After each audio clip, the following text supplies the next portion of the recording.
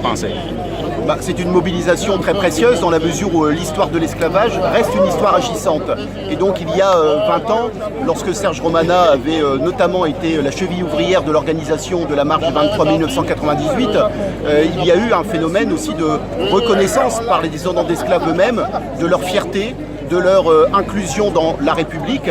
Et aujourd'hui, il me semble qu'il est important aussi que les associations antiracistes qui soient pleinement associées, dans la mesure où l'esclavage a aussi légué tout un système de représentation raciste, avec son lot de discrimination, avec son lot de rencontres déséquilibrées. Et donc c'est aussi pour venir dire que cette histoire reste agissante, qu'il faut se mobiliser, qu'il faut faire en sorte de perturber peut-être ceux qui sont toujours extrêmement outrés dès que l'on parle de cette histoire, comme s'il était honteux d'en parler. Mais en fait, cette histoire, c'est une partie de l'histoire de France, et la France doit pleinement l'assumer si elle veut être elle-même, à savoir une terre de pleine égalité et de pleine fraternité.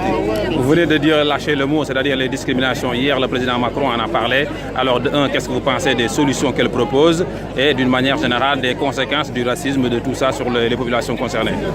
D'abord, les annonces d'Emmanuel Macron sur les discriminations, il n'y a pas d'annonce pour réparer les discriminations. La seule annonce qui a été faite, c'est de faire des testings sur les 120 plus grandes entreprises françaises.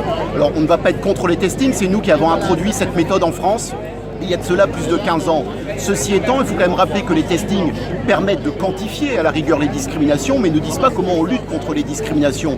Et je trouve que le discours d'Emmanuel Macron est un discours extrêmement timide face à l'ampleur des phénomènes, alors que des mesures concrètes auraient pu être prises qui contraignent les entreprises à former leurs salariés contre les discriminations et contre les préjugés, ou qui limitent par exemple l'accès des entreprises qui ne seraient pas proactives en matière de lutte contre les discriminations, qui limitent leur accès au marché public. Donc c'est plutôt une déception ces annonces parce que ça n'est pas à la hauteur des enjeux. Le CV anonyme était dans ce sens, il a été abandonné par le gouvernement. Donc finalement, quelle solution? Les gens vont attendre sagement jusqu'à quand en fait? Il ne faut pas attendre sagement, il faut se mobiliser. Vous savez, la politique, ça ne se confond pas avec la morale ou avec l'éthique. La politique, c'est aussi une question de rapport de force. Et donc ce que l'on peut dire, c'est que les gens, en étant davantage mobilisés, auront davantage de perspectives de voir les choses évoluer positivement.